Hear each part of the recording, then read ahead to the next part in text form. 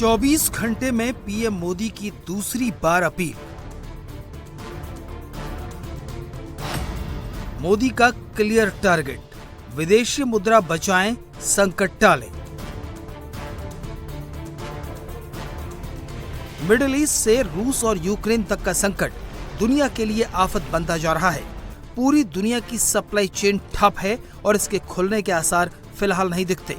America और Iran के बीच जिस तरह से डेडलॉक बना हुआ है, उसकी वजह से यूरोप, एशिया से लेकर ऑस्ट्रेलिया तक प्रभावित है।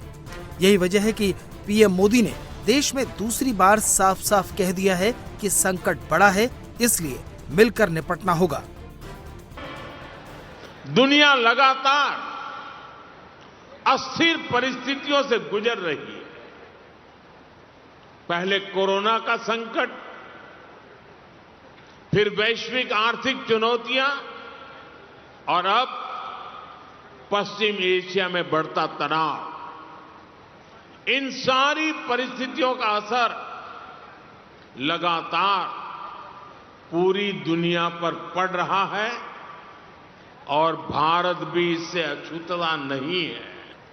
अगर कोरोना महामारी इस सदी का सबसे बड़ा संकट थी, तो पश्चिम एशिया में युद्ध से बनी परिस्थितियां इस दशक के बड़े संकटों में से एक है।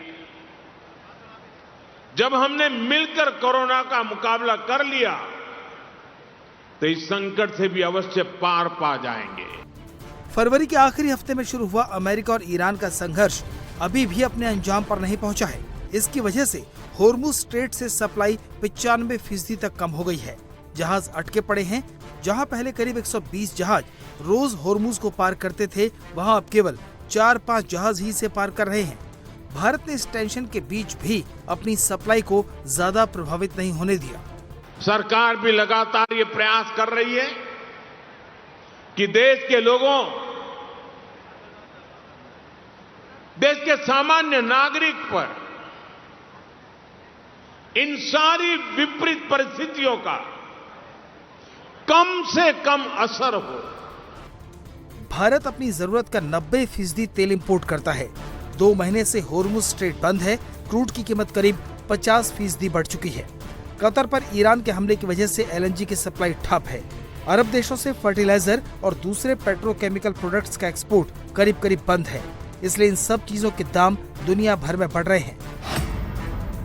भारत दुनिया भर से 775 अरब डॉलर का इंपोर्ट करता है, जिसमें 135 बिलियन डॉलर का कच्चा तेल आता है, 72 बिलियन डॉलर का सोना, 18 से 19 बिलियन डॉलर का खाने वाला तेल और करीब 18 बिलियन डॉलर की खाद इंपोर्ट करता है।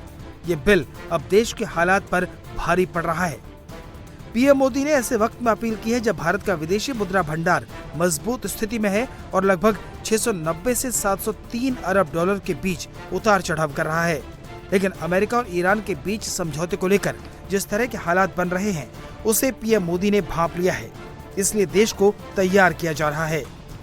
मेरी देश के हर नागरिक से अपील है, जहां संभव हो पेट्रोल डीजल का उपयोग कम करें। मेट्रो का उपयोग करें, इलेक्ट्रिक बस और पब्लिक ट्रांसपोर्ट का अधिक इस्तेमाल करें। यह जरूरी है कि सरकारी और प्राइवेट दोनों ही दफ्तरों में वर्चुअल मीटिंग्स और वर्क फ्रॉम होम को प्राथमिकता दी जाए। मैं कुछ स्कूलों से भी आग्रह करूंगा कि कुछ समय के लिए ऑनलाइन क्लासेस की व्यवस्था पर काम करें। खाने के तेल पर भी देश की बड़ी विदेशी मुद्रा खर्च होती है। अगर हम थोड़ा संयम बरतें,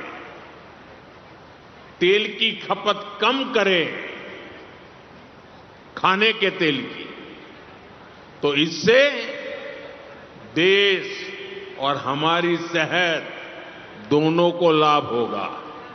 डीजल पंप की जगह सोलर पंप्स का उपयोग बढ़े।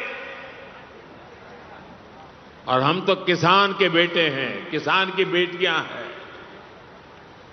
हमें अपना खेत सबसे पहले बचाना है, हमें अपनी धरती मां को बचाना है, हमें केमिकल फर्टिलाइजरों से अपनी धरती मां को मारना नहीं चाहिए।